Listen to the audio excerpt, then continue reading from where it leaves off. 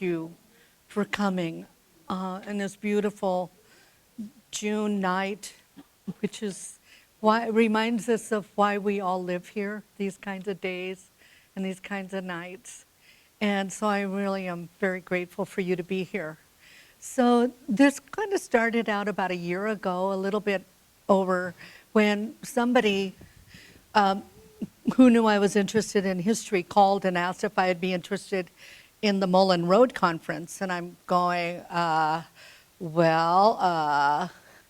and basically, I've never gone, but I kind of figured it was all about bridges and blowing up mountains and getting things through things and roads and stuff. And so I really was honored that they asked. But I said, you know what I'd really like to do, what I thought would be really fun, is did anybody ever think about figuring out who the first settlers were on Mullan Road? Maybe that would be kind of fun to put together like a display where we just put on the map where people lived, like the Edwardses. And this is where we would figure out where everybody lived and who the first settlers were. And the guy politely said, well, I don't really think anybody would be interested in that. And I said, well, okay. And about 3 weeks later, he calls and asks if I would be interested in presenting at this conference. And I'm going, okay. So I had about maybe a little over 2 months to kind of prepare for it. And I had no idea where I was going to start. And I had no idea where I was going to end. And I had no idea how to get there from here to there. So, but I'm a Montana girl. How many of you are Montana? Totally born, raised, grew up. Yeah, we're pretty darn butte tough. And so anyway, so Undaunted, isn't that one of our caricatures, is that we're undaunted? I decided to pursue it. So in all truthfulness, I have to tell you, I don't know who the first settlers were on Mullan Road. I am really sorry, because we really don't have a real concrete record. And that's kind of part of my story. It's about our journey. But I grew up on Spruce Street, across from Sacred Heart Academy, which breaks my heart, is not there. St. Francis Xavier Grade School is no longer there. Fortunately, St. Francis Church is still there, that we, spent every holiday and every holy day at.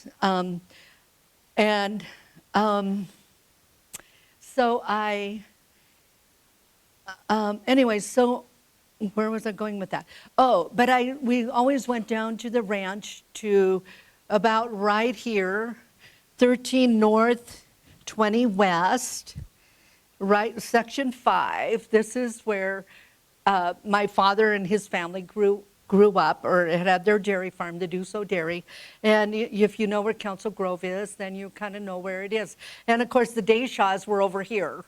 And then they were over here, and over here, and over here. They were all over the valley because they were very productive people. Anyway, so, so I grew up with the Jovens and the Edwardses and the Flynns and the McKinnons. And raise your hand if you recognize any of these names. Jovens, Flynns, McKinnons, Edwardses, Dayshaws, Jeddies, Duttons. Who am I forgetting? Way down in the valley, the Luciers, Lavoys, the Lacasses, the Sears, and all of those people. And I thought, well, the Dussaults have been here since time immemorial. Maybe some of those other families were here, and all I'm going to do is just connect the dots with everybody I know. Well, that wasn't really what happened. I wasn't able to connect the dots with all the people I knew growing up. But I'll tell you about my journey. And maybe it will help your journey too, in looking at what your family is all about and what your heritage is. And so I started with my father, this cutie right here, who looks just like my sister Adrienne at the same time, and still today. And so this is my dad. He was the baby of 8 kids, 5 sons and 3 daughters. And so this is my grandfather, Joseph Dussault, and ma grand-mère, Marie Dussault. Actually, she was Prémol. And one of the nice things about studying French genealogy is that the female always kept their maiden name as a point of reference, or for all practical purposes. So there are probably 100,000 Joseph Dussaults married to Marie Dussaults, but there's only one Joseph Dussault who's married to Marie Prémol Dussault. And so that's why it's so much easier to follow back in time our families, our French-Canadian families. So briefly, let's see. Oh, I was going to tell you also a cute story. The 2 brothers, Joseph and, I'll think of it in a minute, came down from Quebec because they were 2 sons of probably 11 children, and there was no room on the family farm for them. So like Jeanette Rankin's father, John Rankin, and his brother Duncan came down from Ontario is because there was no room on the family farm. So the 2 brothers came down to Butte and worked in the mines. Now they were born in, I believe, 1854-ish, right then. So by the time they came down to Montana and he married Marie, that was 1887. So they were around in their 30s. So if that helps to keep your frame of reference. And then my father, who really is, I'm only 2nd generation, which is hard to believe. But most of the other brothers and sisters were born in Quebec. When she was ready to have her babies, she would go back home, if you can imagine. They were all born in the 1890s and late 1880s. So, but Dad was born in 1911 and was the baby of the family, obviously. And he had older brothers and sisters, so they had children about at the same time that he was born. So he always had cousins who were a little bit older than him, actually, or maybe, yeah, cousins, uncles, actually. Uncles, something, anyway. So I just tell you that as a little point of a story, and we're going to get into a little bit more about that family and where they came from up in Quebec when we look at some census records. So Marie's family came from France in 1671, and they settled on the Ile d'Orléans. So the Ile d'Orléans is this beautiful island in the St. Lawrence Seaway, St. Lawrence River. And if you can imagine Flathead Lake, probably, I don't know, 4 times over and more treacherous, you can imagine that an island, it's very big. It's probably 25 miles by, or 40 miles maybe by 15 miles wide, I'm guessing. Anyway, her family, and the Ile d'Orléans was the breadbasket, like the Bitterroot Valley was the breadbasket of Butte, because nothing grew in Butte. They maybe had cattle in Deer Lodge County, but for all practical purposes, there's not much growing in Butte, Montana. Or that may be a misnomer, but anyway, but the Bitterroot was pretty much, to my mind, the breadbasket of Butte. And Ile d'Orléans was the breadbasket of Quebec, because Quebec is on a promontory in the St. Lawrence, and it was that way because for defensive reasons. They could see who was going up the river and who was coming down the river. So, and Grandpa Dussault's family came from France in 1834, and they were kind of one of the first settlers to settle, of only maybe 7 families to really settle in Quebec. So our French roots go way back to France, and they go way back to Quebec. And to be Québécois means you were French. They adored the French language. They kept it almost pure, and they longed for the time, some of them, when they could go back, because they loved France. And I think that's still true today. I mean, that's true of the French people today. So anyway, so this is where it all began. And it happens that Grandma Dussault's father, Francois Prémont, which became Frank Primo in our records, you'll see, came to Montana, maybe as an adventurer, I don't know. But anyway, he came down to Montana, and he homesteaded here. So he was the first generation to be here. And he didn't live here very much of the time. Well, I guess he did to improve it and everything. But his wife lived up in Quebec with her 2 children. And so she lived here part of the time, but not all. So anyway, so that's the connection to the land, is through her father, Frank Primo.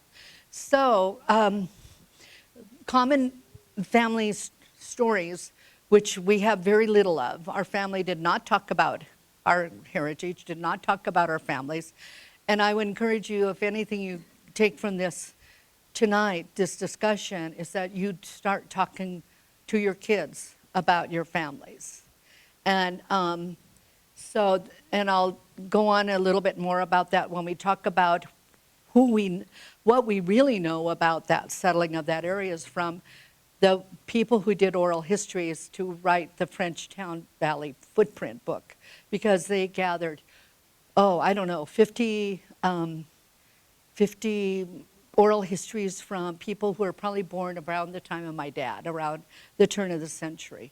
So it's through their stories that we really can put together a history of this area. So, so I didn't know where I was going to begin to find out who was living along Mullan Road. So I went to the county records office, and oh my goodness, that is a wonderful place full of treasures, just this office downtown. But a lot of their information is online, but it's very cumbersome to use, and maybe someday I will use it. But what I went to then were the, let's see. Oh, that's my family. I went to the Bureau of Land Management, which archives, well, actually, the National Archives stores all of this information. But the BLM has downloaded a lot of these records, which are called Government Land Office records. So how you can search them are a number of different ways. You can search by patents, which is basically homestead patents or other patents filed on the land to become ownership. Then there's survey plats and field notes, and then tract books and land catalog. But for our purposes, we're going to just go back and look at land patents. So this is the first page when you go into patents. See up here that word patent? So you can search by name, and you can search by land description. So we're going to start out, because I had no idea where I was going to go, and I wasn't even sure if I could find Frank Primo, because he was really Francois Prémont. But here he is. So I put in his name under last name and first name, and voila, I got lucky and something came up. So this is his record. So it shows that in 1891, which is crazy, that's very late, he filed a homestead patent, and he homesteaded on this description here, which was 13 North, 20 West, Section 5. So that is the kind of the address we're going to use. Whoops. There we go. All right. So this tells me that it was a homestead entry from 1862, from the 1862 Homestead Act.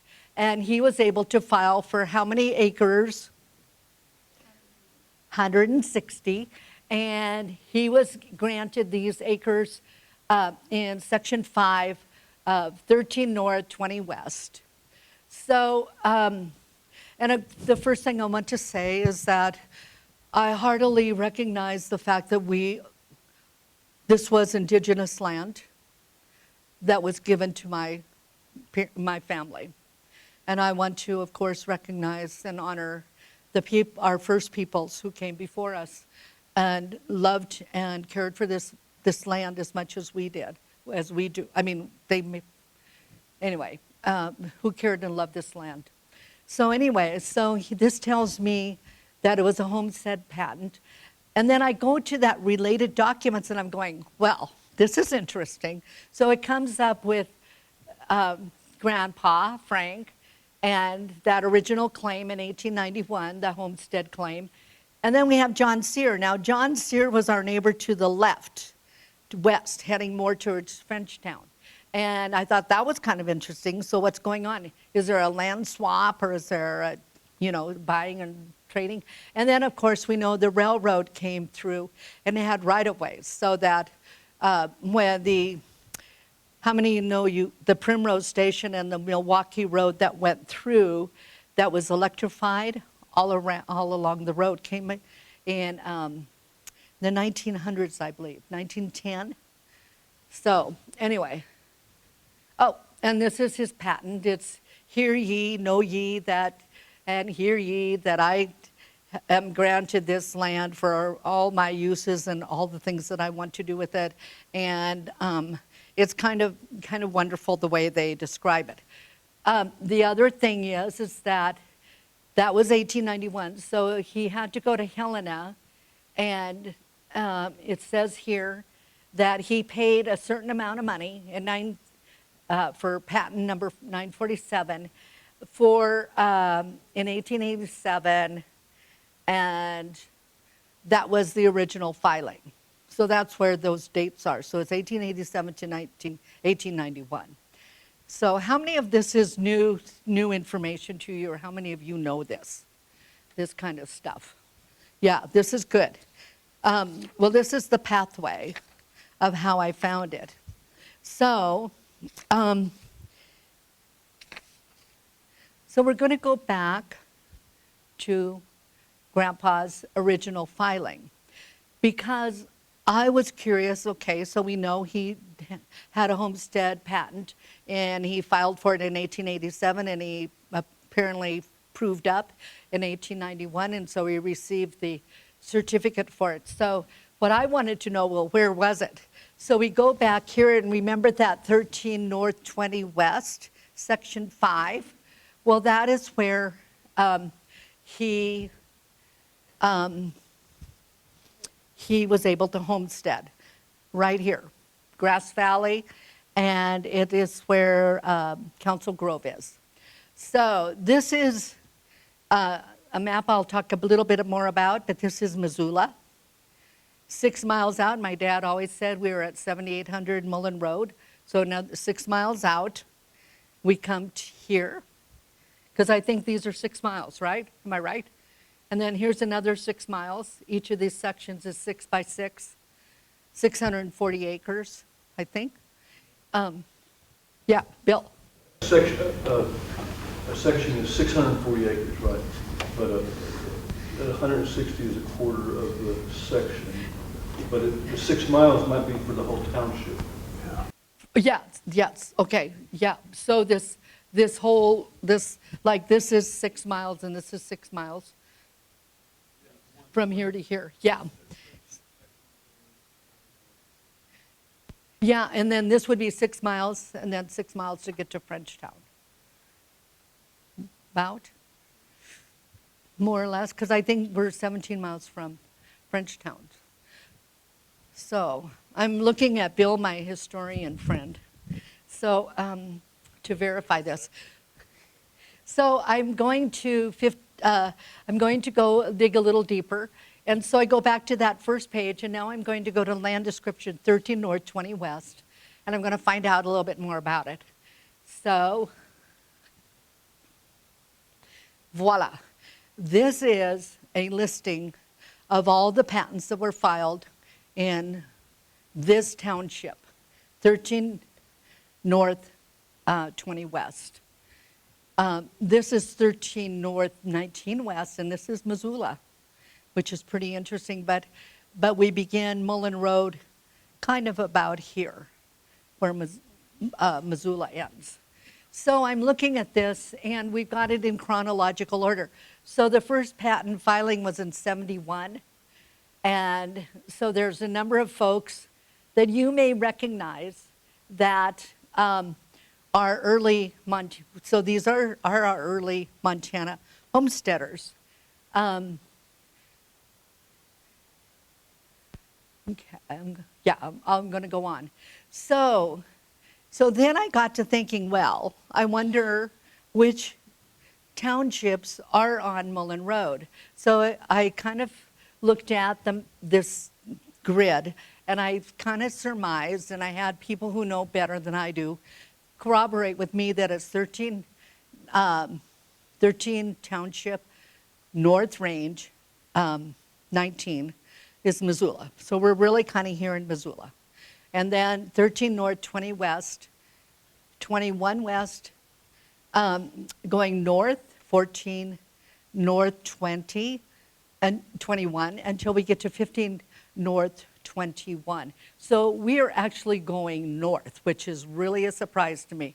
I would have thought that Mullan Road was all east to west, but it's actually going north up to St. Ignatius through the Jocko. And so anyway, so we're back here, and we see some interesting things here. What does that third line say? Illinois. I'm going, oh, what, excuse me, what does this have to do? The Illinois Industrial University, what in the world does that have to do? So I dig a little deeper.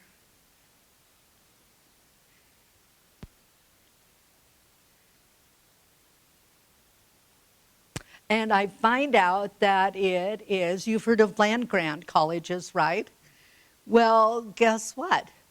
Montana land was sold to raise money for agricultural colleges, but we did not have any in Montana until about 1893, right?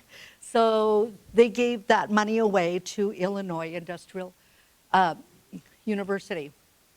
So that was one way you could get a land. Another, and so this is the patent. So it was A.E. England, and we'll see his name all over the map. We'll see Sidney Mitchell, he was all over the map. George White, how many recognize that name? Yeah, that was one of the first baby, white baby born in Montana was a white baby. And I think he was born in the Edwards' house, right, Shirley? Is that correct? All right, we'll talk about that in a minute. So then I'm looking at this one. Now, Joseph Mentire, or probably Mentre, it was probably Joseph Mentre from Quebec. I thought, now that's interesting. He got a land grant, and he was the priest who started St. Francis Church. So that property, well, actually it's still out on Mullan Road. So I don't know exactly where that was or what church he was with. But anyway, so the church got some land that way. So this is his deed of acknowledgement. And then going through the list of people, I notice how else did people acquire land? Through a cash sale. And I'm going, well, that's weird. Who did they buy it from? I mean, because who owned the land? And I guess if we're looking at 1871, it was, of course, this territory of Montana. So it turns out that there was an act, a land act, which was actually passed in 1820, which was designed to populate more of the Midwest and give land to those early Midwestern settlers. It was actually that go west young man concept, but the way I read it, it was so that it would leave the poverty of the inner cities where so many people were starving and had no work and no way to make money, and so they were bringing them west. So that go west young man was maybe not as nefarious as it was, but of course, again, we're developing indigenous lands. So, and it had been in one form or another since 1783. So in 1820, there was the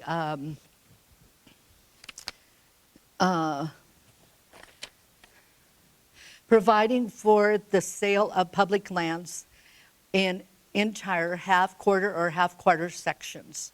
And so that was in 1820.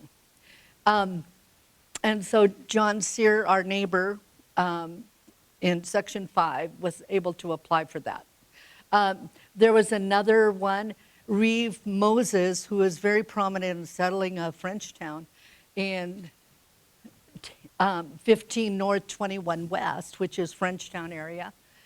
Section 35, which is right around Frenchtown, because Frenchtown was pretty much developed around Section 34, and his claim was here. And he was one of the first settlers on records. If we go back to the 1860 census, he was the first one here. So, so he was able to acquire, and this is his deed, which is all being able to access through the this website. John Rankin also, even though he didn't come until 1878, excuse me, he was able to file a claim. He claimed a cash sale. He claimed a homestead entry, and then again, later he filed a second homestead claim, and I don't know how you could do that. I guess except if your wife was able to do that. I'm not sure how that happened. So there were many ways that people were acquiring property, and we noticed the dates were all from 1871, which I will make note of in a minute. But we have also David Austin. So you see in 1871, he has the AGC, which is actually the agricultural grant. So he got an agricultural grant. Then he comes down and he gets a homestead. Actually, I think that's a cash sale. And then he gets a Homestead Act. So this man is acquiring property. And then the one I really love is that TLC. So that is another way you can acquire land. And it was in 1873 as the law passed, and it was to encourage people to plant trees. So there were grants of how many acres, not the 160. They were just granted 40 acres to acquire this property if they would plant trees. Of course, there was all sorts of abuses and rascallions taking advantage of all of these things. But anyway, but that was another way. Oh, yes, there was another way. My dad's uncle, Trefleet Lacasse, also acquired it through mineral rights. And I didn't download that one. But anyway, so this is David Austin's papers. So we come to another figure, Ignace Charlot, who in 1871 was granted or not 1871, how late was that? It was like in 1909, right? 1908.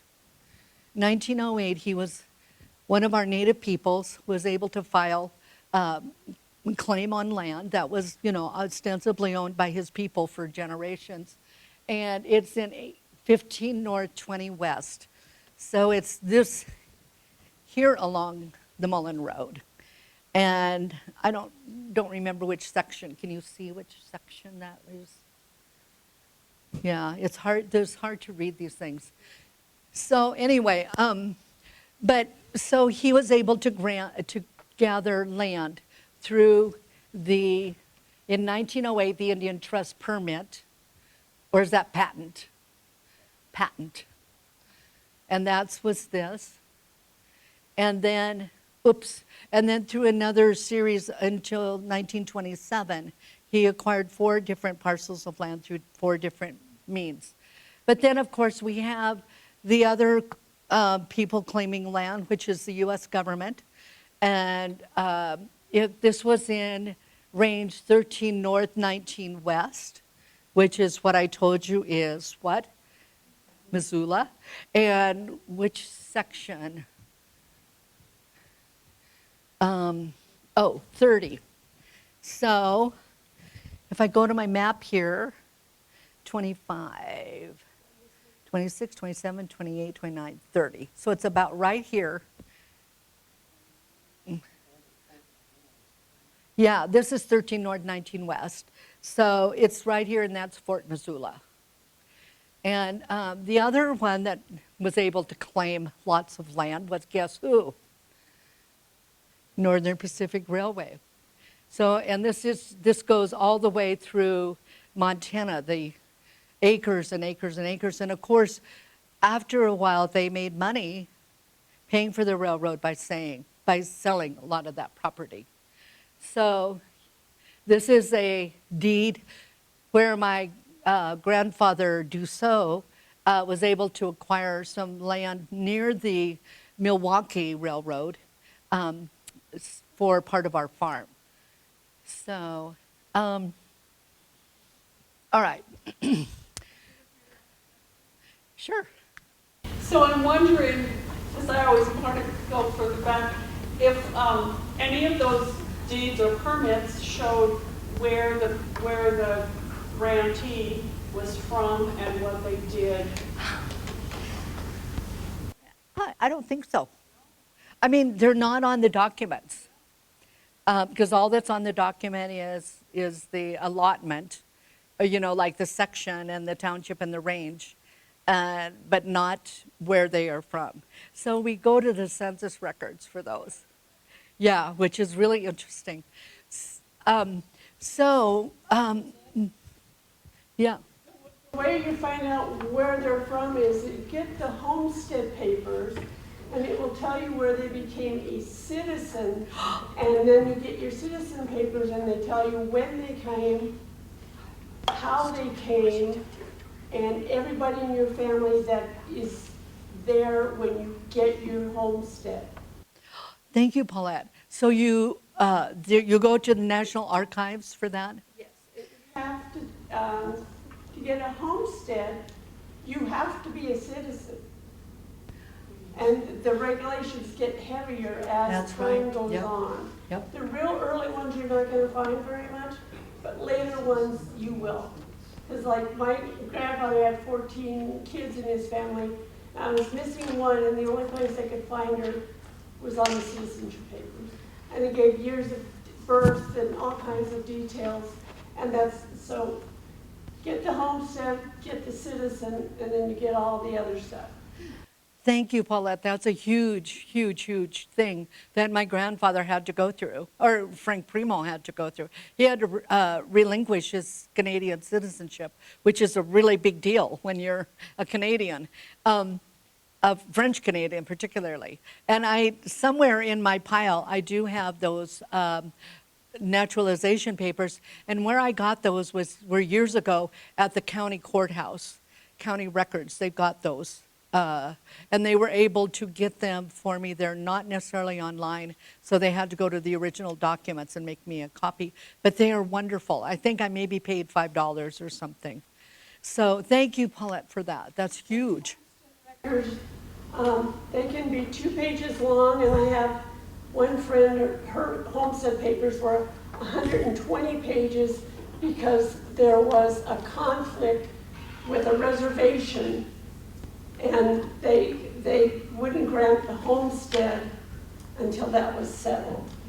But there was like 2 acres that was in having a problem, but they wouldn't grant the rest of his homestead. It can be really a lot, or it's practically nothing. Thank you so much. So my question was, of course, well, I'm pretty sure there were people on the road living before 1871. And so what about them?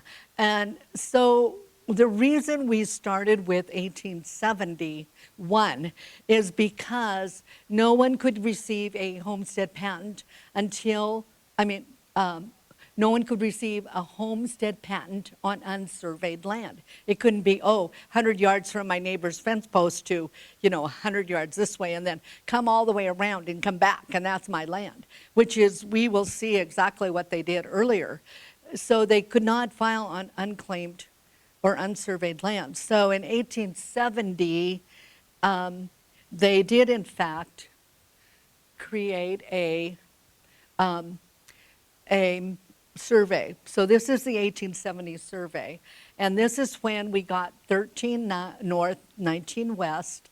And that's the one I chose. But they went all throughout Montana and surveyed. But I'm starting with 13 north, 19 west, because it's Missoula. That, of course, my home. And then we go to, this is the homestead around Mullan Road, 13 north, 20 west. And I put these up here for you to look at later because they're very difficult to read. These are copies made from microfilm. So this is high mountains unsurveyed.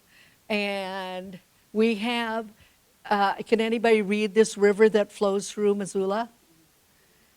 It is the Bitterroot River, yeah. And then here is, what river is this?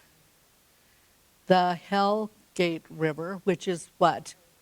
The Blackfoot, probably. And actually, I think, I know why. The Bitterroot River continued all the way through the Bitterroot, right? So that was why it was called the Bitterroot. So this is 13 north, 20 west, and then we're going to go to, we're going north now. So we're going north. We're going to the 14 north and the 20 range. So we're going a little bit north. So this is not quite where it should be. It should be up here a ways. And then we're going to the 14 north, 21. So we're going a little further north and continuing west. And this is called Rough Mountains Unsurveyed, of course. And this is, what is this called? Can anybody read that? It's the O'Keefe Creek. And this is Two Creek. And this is the Military Road. And then we're going up here to where it goes to Jocko. So are you getting a little bit of lay of the land? A little bit. And then this is actually now 15 north, 21 west, where we're going to end our story because it's the center of the universe. It is where section 30, let's see, 30, somewhere in here is Frenchtown. So anyway, so now that it was surveyed in 1870, we could now start filing claims on it. So this is section 5. So we see what flows through my great-grandparents' land was the Bitterroot River. Here is the Military Road, which of course we grew up on, Mullan Road. And this is about 7 miles west of Missoula. And so we have information for going up to today on a lot of these patents. Oh, I'm getting ahead of myself. Okay, so we know that there were people at Woody and Warden and Higgins were at Hellgate. which was probably maybe somewhere in here, I'm guessing. And we knew that there was John Owens down the Bitterroot from 1850 on, because he acquired the land that, and he acquired the buildings that the Salish people were on in the Bitterroot. So, and that was 1841, was that. And of course, 1845, I think St. Ignatius was 1845. So we know that there are people around. So we're going like, what in the heaven's name were they doing? Because obviously they weren't able to file a patent. So what they were doing is they were doing like urbanus gratiae. They were creating a declaration of occupancy. And this is dated around 1865. And it says, I just love this language. It says,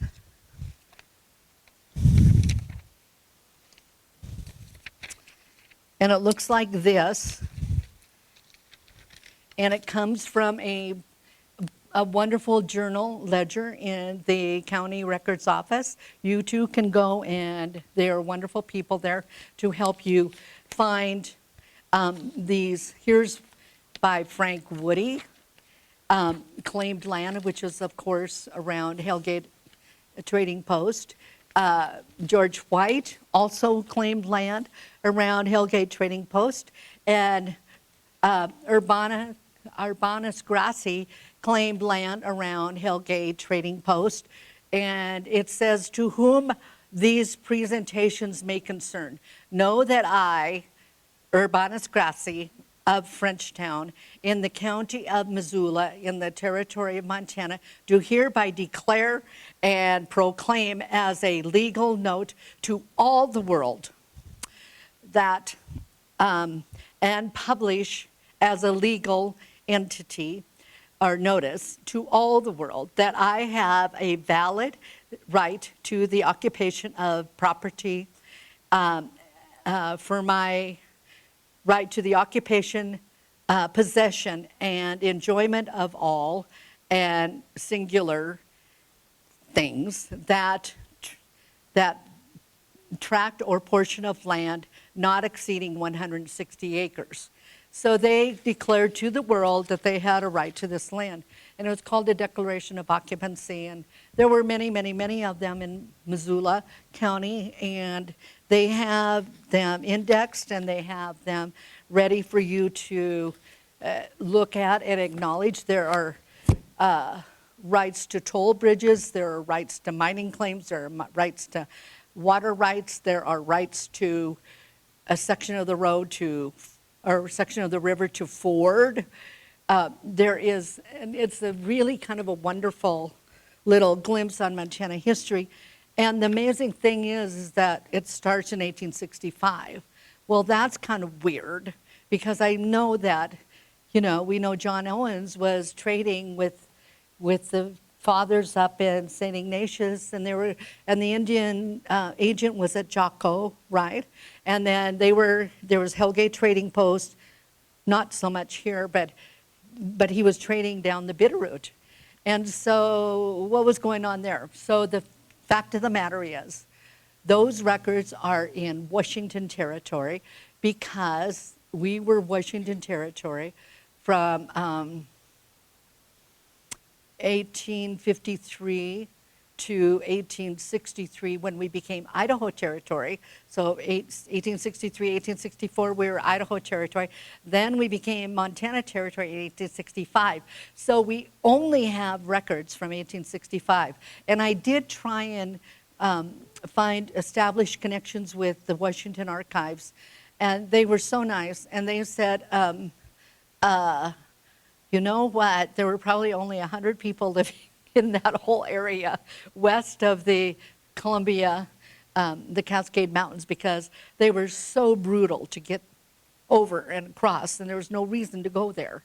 So there was nobody there, and good luck finding records, because there probably weren't any. They were probably squatting, is what he said. So I did not go down that rabbit hole. Suffice to say that we do have some census records that tell us this. We have census records from 1850 and 1860 who give us a glimpse of who is living here.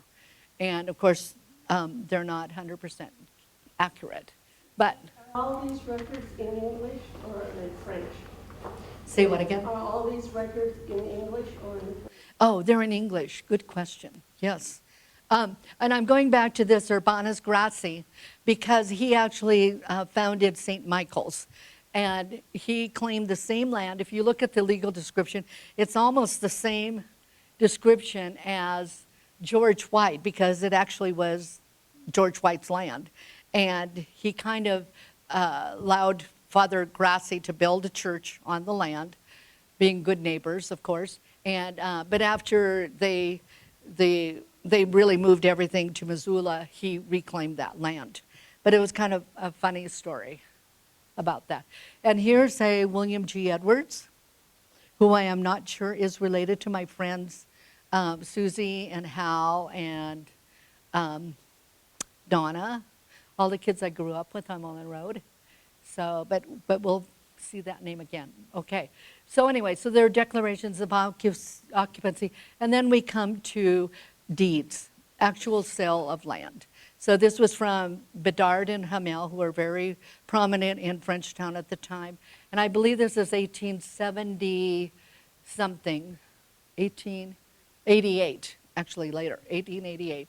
So this is a wonderful deed, and it does kind of go from fence post to fence post because it was an earlier claim and not really does not fit into the sections that we had here. So, and then I have a Deschamps here, Gaspard and Joseph Deschamps from 1875, or 1880 something. Anyway, so this is kind of where I got, you know, I couldn't really tell you who was living where when. So this is how the sections are divided. So this is 6 miles by 6 miles by 6 miles by 6 miles. Is that true, Bill? Yeah, okay. So what's interesting is how they numbered them. So 1, 2, 3, 4, 5, 6, and then we go 7, 8. So if somebody really, if you look at these records carefully, they always wanted contiguous land, right? So like if my great-grandfather wanted something close by, he would go for either 6 or 4 or 8, probably. And I think that Bedard land that he bought was in Section 8. So that's why. And so remember where I wasn't really sure where Fort Missoula was? It was Section 30. So it's really on the edge before you go into this area on Mullan Road. So it's pretty west. So anyway, so that's how they're laid out. And what I started with first is these are all the census records, or the homestead filings. So, and this is Mullan Road, essentially. So here's Prescott. How many know the Prescott house? So that was Clarence Prescott. And then we come up here to a few names, Higgins. And we come up to Stevens. I'm not sure if it's the same one. But remember that Marshall that got an ag land grant? Or no, it wasn't Marshall, it was Mitchell. And so anyway, these are kind of fun. So this is the filings, but remember they were only from 1871 on, and we know there were people there before. So this is 13 North 20 West, and I could not find a map, anything earlier than 1860. I mean 1870, when they started to survey it. So, but I did find this, which is in a ledger. It's hand-drawn, and I'm so excited about it because Guess who's on it? Frank Primo. And this is his land, along with others, in Section 5. And you can see the quadrants. So this is the south or northwest. I may get this wrong. Anyway, there are 4 quadrants, each of 160 acres. So 320 make 640. But anyway, so he obviously was situated right along Mullan Road, which is kind of how we figured our life, was right on Mullan Road, with land being on either side of us. So this is the only image I have of this map, because this map is in a ledger book. It's hand-drawn. You can go look at it. It's just fascinating. It starts with Section 7, and it goes all the way to, I don't know, section, not section, but Township 7. We're here at Township 15. I think it goes to 17 or 18. So that's almost like the Montana border, almost. Not quite. Maybe it goes to the Montana border. But anyway, this is the only image I could take of it, because it was on my phone, and so I just printed it up. But what I did is I went to each of these little things, and I'm going, okay, I'm going to figure out who lived here. We don't know the date. The ledger is undated. So we're taking a pot shot at what date it is. So we know by census records, and we know by births and deaths what it probably could be. So we have in 1319, which is what? What part of town are we talking about? Missoula. We have the usual suspects. We have Northern Pacific Railway, of course. We have Woody. We have England, who got all that land through the the ag land thing. We have J.R. Higgins, who is a relation to CP. We have a Kennedy. We have an F.G. Higgins. We have a few other people that I have no idea who they are. And so we continue. So if you remember that map of where the sections were, we have the Missoula Improvement Company. So we could probably date this map from that entity. And that was where they took all the timber from federal land, right? Isn't that true? We have Warden and Company. We have Pelkey, who is a Frenchman who was an early settler. Marshall Stevens, Reinhard and Company, I don't know them. Mitchell, Reinhard, C.P. Higgins, Stevens, and I'm not sure how he's related to Isaac, but I don't know. Anyway, so this is all Missoula. So, and we come down to McWhirter, Hiram Knowles from the O'Knowles edition, McCormick edition from W.J. McCormick, who is a notorious, nefarious past. Bill wrote a book about John Owen and Washington J. Wasn't that it? McCormick? Washington J. McCormick was Yeah. And then, so anyway, so we have, so this rounds out Missoula, at least who was there at the time, whatever time this was. And it is, here we have Fort Missoula. So we come to, oh, there's still a little bit more. And then we come to 13 North 20, which is my stomping grounds. So we have Monsieur Gaspard Deschamps and Latimer, who is a very, very wealthy, it should be J.R. Latimer, Eloise Cyr, who was our neighbor, Francois Primol, Wilhelm Trautwein, who you talk about at Stories and Stones, right, Paulette? Yeah, and Thibodeau, another French name. We don't see a lot of French here, but we're going to get into them. Francois Violet, I'm sure is pretty French-Canadian, and Michael Flynn.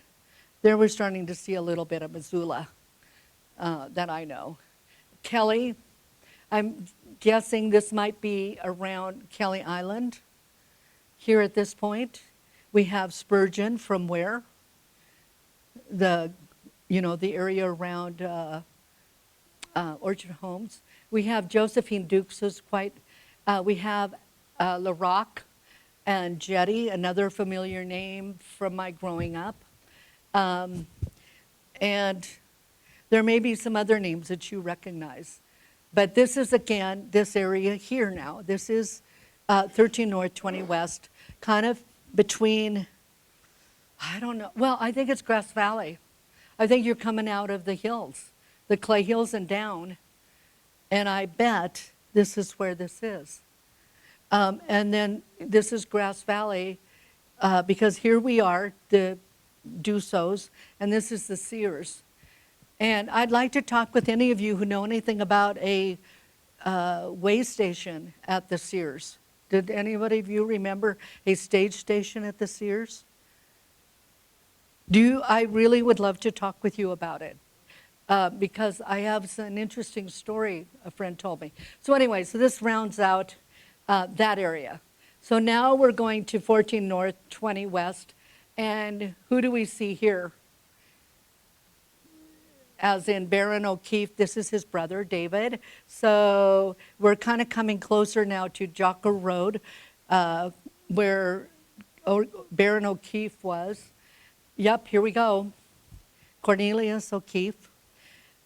He was kind of in that area, kind of around where John Rankin was. But guess what? We don't see Rankin on here. I don't see him. Here's Terrio.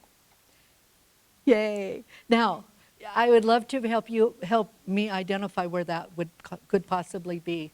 And now we're getting into Frenchtown, because T.J. Demers is very, very well known as one of the early founders of Frenchtown. We have Peter Rameau, Boyers and Sears. Again, we're looking at some very strong French names. Gaspard Deschamps, Northern Pacific Railroad, of course. Hamel Bedard. And I'll show you census records from Canada where many of those names are associated with the same names. Hilaire Belin, Léon Bourdon, Andrew Como. I can't figure out if that's probably a French name or not. Alexandre. It could be a way of pronouncing a French name. So this is getting really close to Frenchtown. This now is the last section here before Frenchtown. So we start to see Chef, which is still there. We see Tetro. And my grandmother, my father's mother was Domatilde Tetro from Canada, Romain. And now here we have an English woman, Mrs. Klein, Caroline Miller, Charles Allard, which is, kind of a common name, especially up in the Flathead region. We have Moïse Clément. They go ahead and call him Moses Clément. Joseph Houle, who I think is, I'm not sure about. We have Louis Brown, which I think was actually Brun, B-R-U-N, which is the French word for brown. So Eloise here. So here we go with going right up to all of the French names in that area. And so this came off of a public document. It was a record that was hand-drawn by someone. I have no idea who it was, and I have no idea the date. But we can probably, if we could sit down together and all pool our heads and our resources, we could probably figure it out. So that takes me to census records. Yeah. Going back to 34. That it looks like Luzet. Is that where we get Lozo, west of Frenchtown? Say what again? Is that where we get our Lozo exit? Oh, yeah, I bet. Lozo. Oh, Lozier. Yeah. Yeah. I just wonder if that's a translation. You know what? There are probably two French names. Louzier could possibly be a real French name, and Lozo is a real French name. So, and when I put it in brackets, I couldn't read it very well. So I was guessing. But that's a good question. And this, I have no idea what that name is, Duremier. I don't know. But there's one person I really want to talk about, and it is very common. His name is Moses Reeves. It's Moses, and then it's Reeves, Reeves. And I know he's from France, from Quebec. So because his name is often called Moise. If you see Moise became Moses. Moise is a common French name. That was the way they said Moses. And he's spelled Reeves, like the English Reeves. But I looked up in some of the census in Canada, and there is a French name called Rivet, Rivet, and I think they just changed it to make it easy. Because these poor people were going around and taking census, and, they were talking with people like my grandmother and grandfather who spoke French, and, probably spoke English. My dad did not speak English. None of his brothers or sisters spoke English until they were 7 years old and went to first grade. And they all became very competent adults and very smart adults. But, God bless them. These poor census takers going around trying to figure out what in the hell their names are, because it's really difficult. So anyway, we are going to go to a little bit of census, and I'm sorry, I honestly don't know what this one is, because I can't read it on the screen. And I just uploaded them. So I do have census records from 1850. They were a scream to try and figure out, because they were part of the Oregon Territory. And there were 20 different counties associated with that census in Oregon Territory. So you could take throw a dart at a wall and maybe find one, but it wasn't Clacksap, I'm pretty sure. It wasn't, it could have been Clark, but it wasn't. It could have been Polk, but it wasn't. It could have been Washington Territory, but it wasn't. I know it wasn't Yamhill, because there were all these fishermen and lumber people in that one. It wasn't in Lynn. And so I started just to look through for all the names with French people on them. And it came out to be Marion, Marion. And I think the census record had 2,000 people in all of Oregon Territory. I don't know that they actually I know they didn't count the native peoples as they should. But in that 1850 record, when I kind of look around, I do find some people that were here. We have, of course, John Owen. We have Moise Rivet, or Reeves, Moses Reeves. We have a Canadian surveyor. We have a J. Shields of Ireland, who's a physician. We have Léon Lebas, who is a priest. We have Joseph Binet from France, who is a carpenter. Charles Achard, who is from France, a carpenter.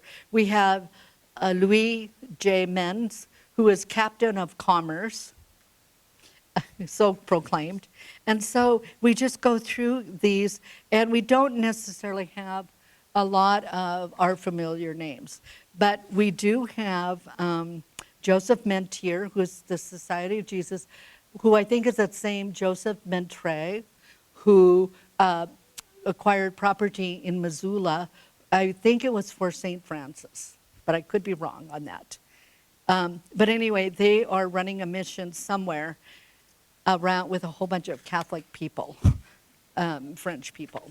So, and I think I found John Owens on this. But I also found a Baptiste Ignace, like Ignace Charlot.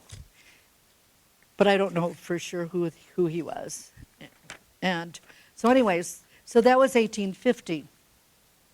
So that census, I don't really know where they were, but it is a census.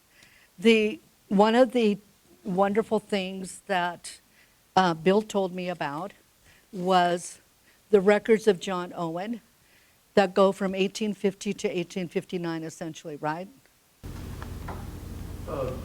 The journals and letters of John Owen are 1850 to 1870. About 18 what? Oh, 1858 to 1870? Oh, okay, so these are later than I thought. I thought they were more 1850s. Yeah, okay. The journals were kept by him mostly between 1850 and 1860. Then he quit writing as much. Oh, But okay. the book, the 2-volume book, the letters and the journals and letters of John Owen was published by the Montana Historical Society in 2 volumes in 1927. And they're in the library here in the Montana Room. These 2 volumes are usually read. Oh, wait, cool. Okay. So these are people who were trading with John in later than I thought. That book is Men and Trade in the, can I read the title? Yeah.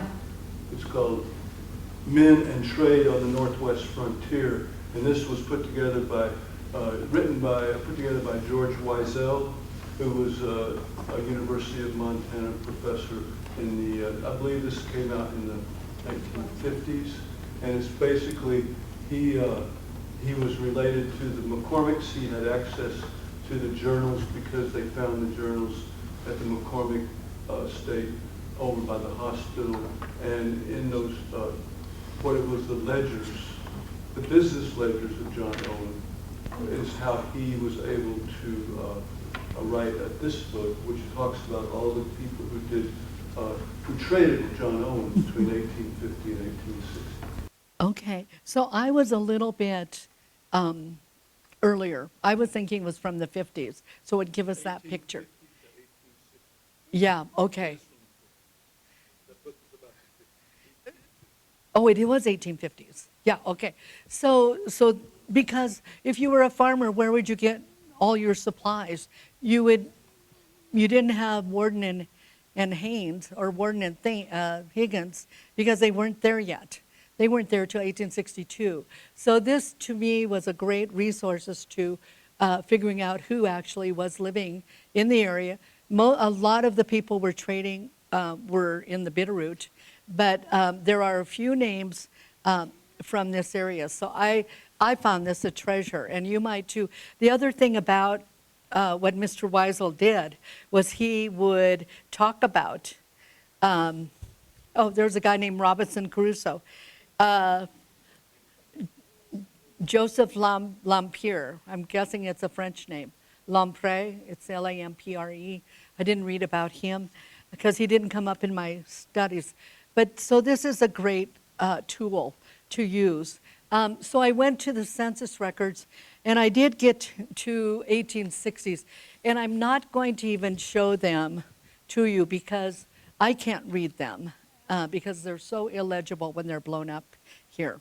But the 1860s was now Washington Territory rather than Oregon, and there were a few more people here. So that is one way that we could find it. I mean, I did find Owens, I found Washington Bills, Robert Pelkey, Lewis Williams, Warden Higgins, Woody. So we were starting to see in 1860 that there was more settlement along the road. And of course, the only reason for people to be here would be a lot of them were people who had served with Mullan when he was surveying the road and building the road in 59 and 60, 1859 and 60, and they stayed. That's actually how Woody got here. And but there were very few here. What really sparked the growth was the gold rush, of course, in the 1860s. And we had our own little gold rush of Cedar Creek, where there was the 1860 census is very funny because it identifies Cedar Creek with 2,000, or that's in 1870. But anyway, Cedar Creek had 2,000 people in the 1870, and they were like either miners or they were people who were helping, kind of servicing them. There were hotel keepers, there were blacksmiths, there were horseshoers, there were saloon keepers, there were washermen, there were cooks, all sorts of the services that the miners would need.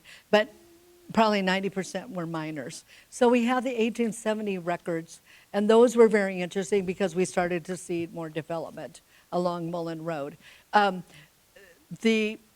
What I wanted to, and then of course, let's see, our population boomed.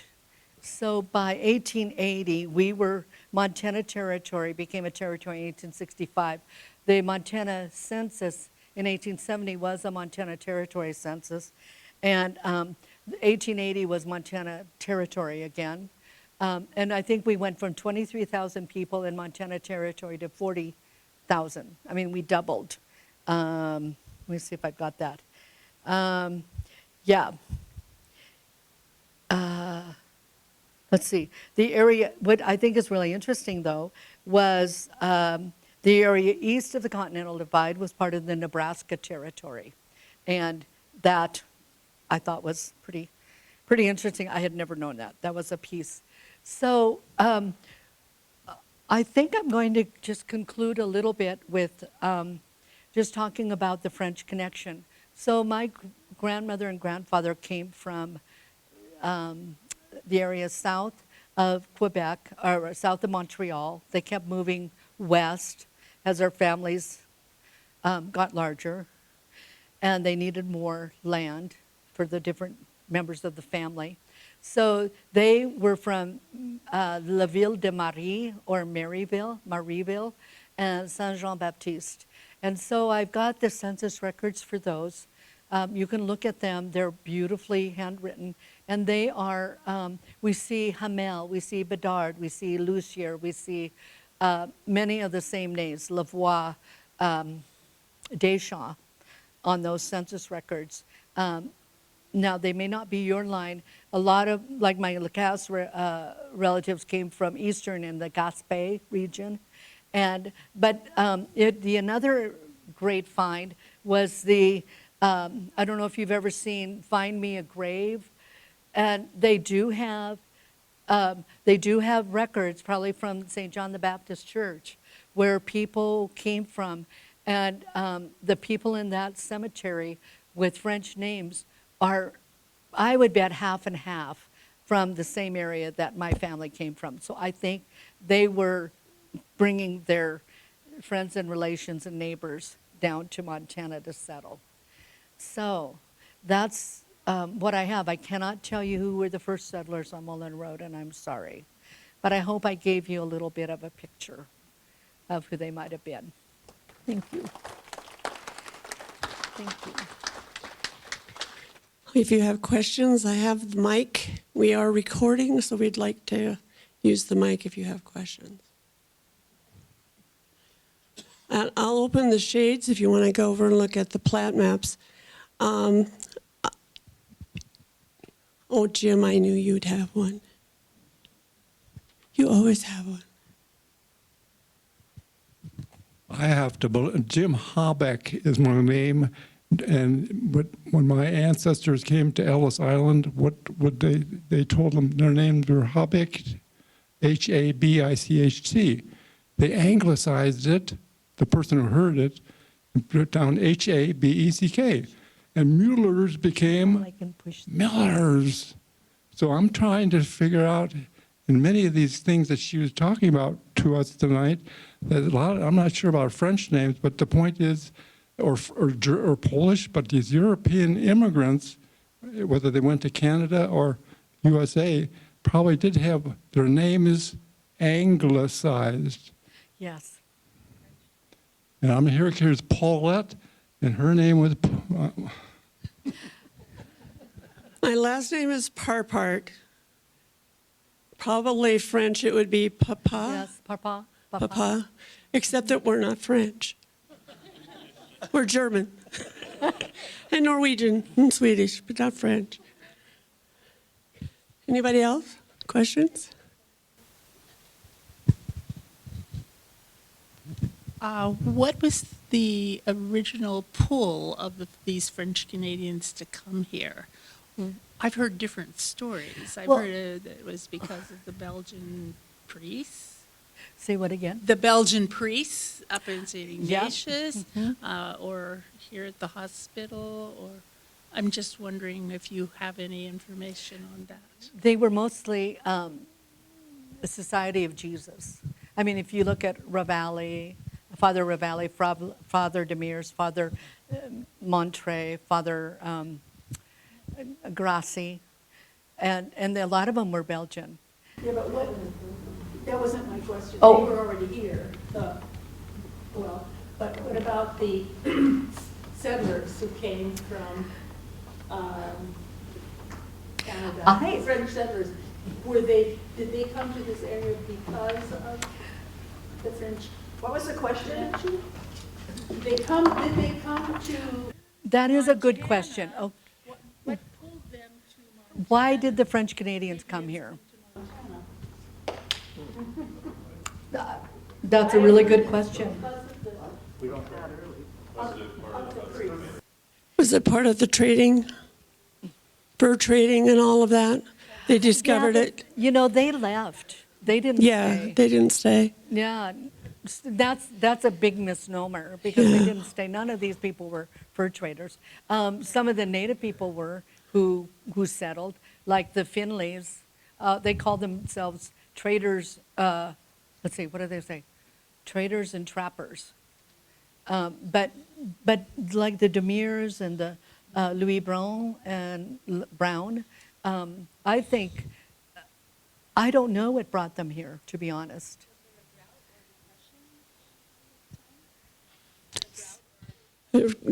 Drought What are you or thinking? a drought or depression or something that brought them. And you know, they had some large families back there, like other places. They very well could have come because there was no more land for their descendants. And some just liked adventure. I don't know if I'd want to go all the way across the United States to Montana for an adventure in that day, but some people were, you know, they're crazy. They might And have we're come. glad. They might have. I can't say that I know for sure. I mean, some could have, like Treffley Lacasse, who was married to one of my relations, came and made a big killing up in Cedar Creek. But he's the only one I know that was a miner Well, or prospector. I'm Dusty Deschamps. I know that Gaspar, who he saw, he came in the late 60s to Cedar Creek. That's what drew him. And he didn't find any gold, so he ended up actually up north raising cattle and stuff. Then he ended up in the Frenchtown area and married a seer. And where did he come from in Canada? Well, Oh, you were- I think he came from, and Yeah. I can't pronounce it. His obituary was in the Repugnancy or Repminje, something. It's just east of Montreal, on the north side of the river. I can't bring this map up. I don't Yeah, know. but that's where he came from. And my ancestor was one of his brothers, and he came, and Joseph, whose name you saw, was the third brother. And but what originally drew Gaspar was Cedar Creek, the gold rush. I do think families followed. Whoa, sorry. I think families followed. Because like the Prémont and the Dussaults were neighbors up in Canada, and they married, you know, Francois Prémont, daughter married a Dussault. So I think families came. And my ancestor married a Bedard, which is another name you saw. And so there was a lot of them had retained their ties to Canada and Quebec. And Yes. And as Suzette said, they spoke French, even though they were second generation Americans. They still spoke French until they got to grade school. I think it was kind of a community that was very French Canadian. They felt comfortable. There were a lot of relatives and religion and culture and the whole thing just kind of was a magnet that drew in a lot of these French Canadians. Oh, this Gaspar, I don't know if it's Gaspar, what's his last name? Oh, Dussault. Well, if you look in the church, St. Francis Church, there is a little, as you go in the what do you call it, the ante foyer, there's a little, Plaque. no, not well, there is a plaque there, but there's also a stained glass window there. Oh, okay. With a plaque, and Gaspar, maybe it's Deschaux, it's dedicated to his wife, who was, she's Ontario. Whoa, that's so cool. You can see that there as Yeah. you go into St. Francis. No, I've helped a lot of people do research on French Canadians that were from New Brunswick, Maine, and New Brunswick, would it be Nova Scotia? Yes. Yeah, and none of these people are those people, though, right? These are all Quebec, Montreal, maybe. And a lot of those people out from the Maritime Province ended up in New Orleans. But we do have some here, I know, because I've helped them. Yeah, we do. Yeah. Well, and I found that in the census, you would see New Brunswick would be, but they'd be French from New Brunswick. Yeah, and they're just across the river on the border up there, so they probably had English and Canadian, or American and Canadian relatives.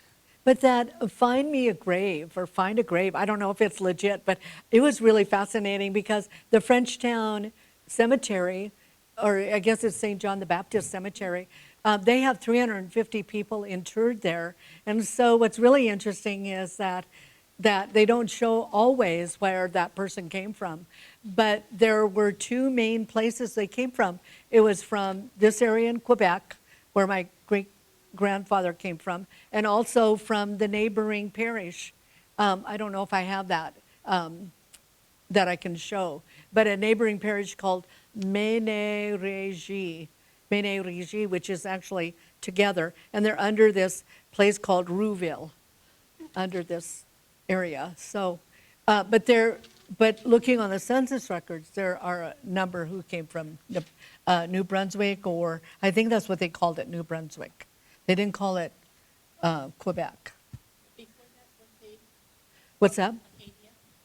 Yes, yes, yep. Okay, if you have French Canadian relatives buried at St. John's and you want to share your information with me, I have this huge database here.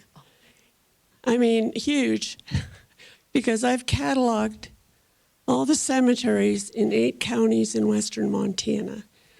And the records that I've gathered have been scanned and are now being digitized. And if you want to share that information for the future, this is the place. Because this is where they're going to come to look for them. I'm going to give, thank you, Paulette. Yeah. I'm going to give a real quick shout out for a couple of other things. This is a treasure. This was actually one of the few remaining things from things that burned in our family farm during a fire, not the big fire, but I think in 1825 or 1925. But it is called a city directory. How many of you know city directories or use them? They are just a wealth of information. And one of the things about them is that they'll have Hughson, or they'll have Frenchtown. They'll have all the farmers living in Hughson or Frenchtown, or maybe Milltown. And so that will be a source. This is really old. It's like from 1922. And but that was one wonderful source.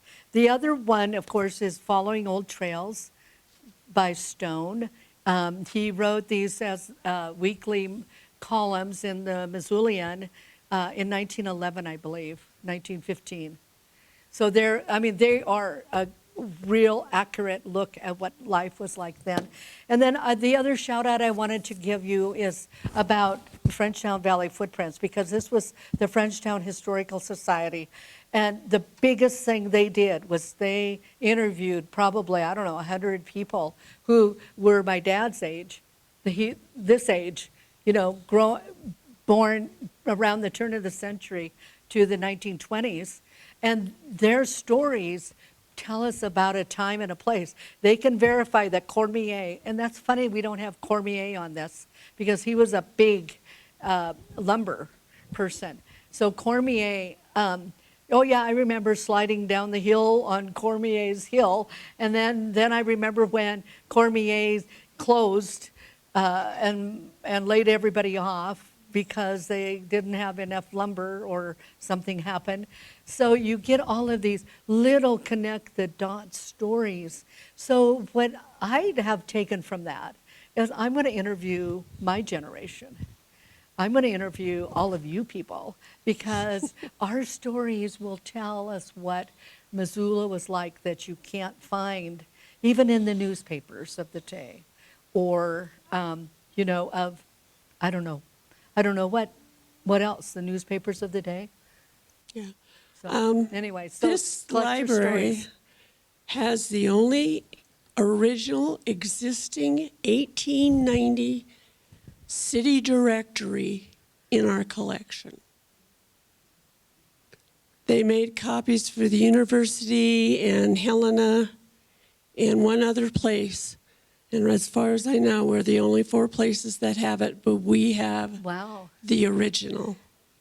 wow, and there. And it is the most precious item in this building. And if anything was to happen to this building, I would run up to the Montana room and grab it and take it with me. And I don't care how dangerous it was. I would save that book. The Because other- all the names you've talked about are in there, Yeah. all of them. The other thing I just want to mention really quickly is that if I went to the 1880 census, I probably would get a truer picture of Mullan Road. If I went to the 1890 census, that would be even more accurate. Well, how many of you know that the 1890 census all burned in a fire? So it's not accessible. But the thing is when I talked to an archivist in Idaho, is that Idaho is trying to recreate that 1890 census based on tax and property records, which is amazing. I don't know if that's happening in Montana. No, we have the 1890 city directory. Say what? We should let them know that we have the 1890 directory, because that's a major source. Yes, absolutely, yeah. Yeah, I want a hand show, or people put their hands up if they were living in Missoula when Mullan Road was called Highway 10 and there was no I-90. It was called Highway 10 West? Mullan Road? Well, no, part of it was. Oh. Part of it was, yeah. Oh, And no. and it went through the Hellgate, and if you go from here to Bonner, that cafe that everybody eats at, that old road going through East Missoula is old Highway 10, and you pass by Marshall Grade, all sorts of things. The point that's is the old that Mullan if you Road? know how to drive historically, you're going to learn a lot. Well, here's Old history. If you look out the window, the road running right by us is Mullan Road, right outside this window. That would be true. It would be, On Broadway, over it would be on this map, Oh, Dusty. yeah, that's on this map. Yeah. If you go down and look at the bridge by the Edgewater, there was, when it was still the main highway, it was built by the county commissioners, and there's a plaque on it. It's kind of, and actually, I'm wrong. I think Mullan Road was here. It was on this side. Yeah. And then Front Street. It was Front Street, and that's why if you go by the Mercantile and then you turn, and it's kind of a weird configuration. Well, if you look at that original Oh, 1870 I don't know GLO anything. survey, you'll see the buildings that were right where we're sitting. literally. Matisse. You are Matisse. Which brings us to next month's program. which is Leif Fredrickson from the University of Montana History Department. It's going to talk about the Mullan Road monuments. So come and listen to him. He's a very good presenter. And we can have another conversation like this, which I think is wonderful. July 30th at 6 o'clock. It is a Tuesday, not a Friday. I'm switching, so this situation I had today, because we were closed, and I still wanted to have History Club tonight. I'm the only one from my team here tonight, so make sure you exit properly. So I don't have to go through 4 floors and check everything. Yes. Oh, I'm sorry. Did I do it 28th? It's the last Tuesday. Last Tuesdays from now on. And we start at 6, not 7, 6.